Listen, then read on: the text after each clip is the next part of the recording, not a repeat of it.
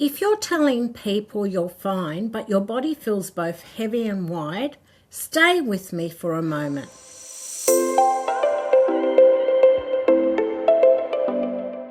Hi, I'm Margaret, and if IVF is on your mind, already part of your life, I'm really glad you're here. I want to talk to you about something that sits quietly in the background of IVF. Not the science, not the protocols, but the emotional side. The part women are expected to carry on their own. The part that touches every decision, every appointment, and every moment of self-talk along the way. Most women don't struggle in IVF because they don't understand the medical steps. They struggle because they enter treatment already emotionally depleted, without tools to regulate fear, make clear decisions, or stay connected to themselves under pressure. IVF asks a lot of the nervous system, and almost no one is taught how to prepare for that. Most women do not arrive at IVF feeling calm or resourced. They arrive already stretched. They are carrying years of trying, disappointment, pressure, and silence. From the outside, they look capable, they're functioning, they're organised, they're getting on with things. But underneath, something feels tight and constant, like holding your breath all the time. And when IVF begins, the focus shifts quickly to the medical side. Hormones, testing, timelines. Almost no one asks, how is your heart coping? How is your body handling this emotionally? That gap is why emotional preparation matters, not as false positivity, but as grounded nervous system support through the demanding journey. I know this because I lived it. My fertility journey began when I was only 25. At that age, you believe you have time, you believe things will unfold as planned. Then I had a miscarriage, and that started to change everything. I told myself to keep going, to be strong, but something inside me cracked open.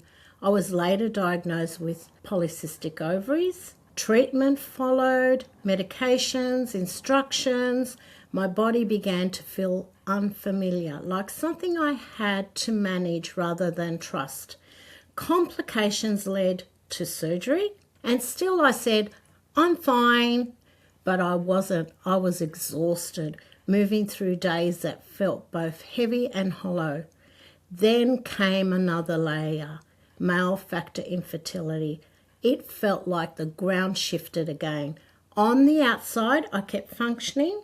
I was teaching, helping, doing what was expected of me. But inside, I was slowly disappearing. I didn't have emotional support. I didn't know how to process what was happening to me. So I pushed even harder. But I disconnected more. I blamed myself for things that were never my fault. And eventually I reached burnout. Not tired, burnt out.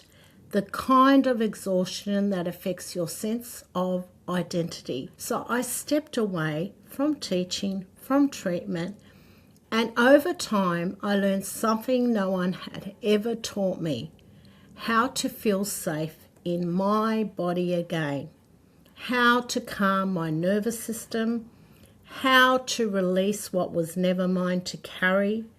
Years later, I returned to IVF differently, not desperate, prepared, and I conceived my miracle son at 40.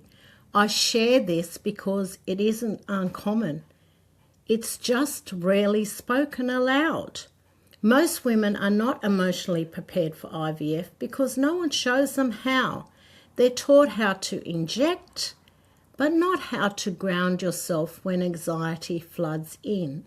You're given numbers and statistics, but not steady tools for decision making when fear takes over. You juggle work, relationship, appointments while holding grief privately. You stay strong so others don't worry. You keep going because stopping feels impossible.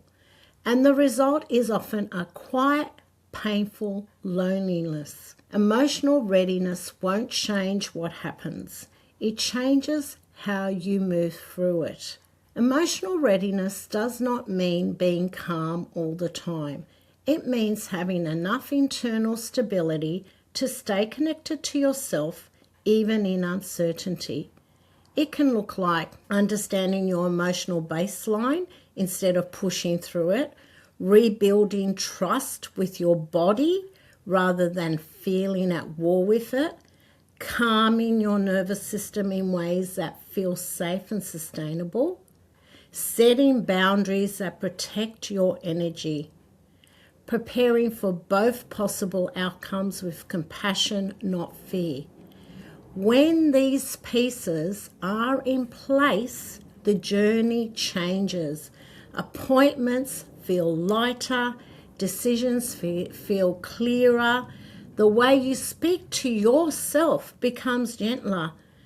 That is what it means to enter IVF prepared, not desperate. You deserve to enter IVF with your emotional health intact.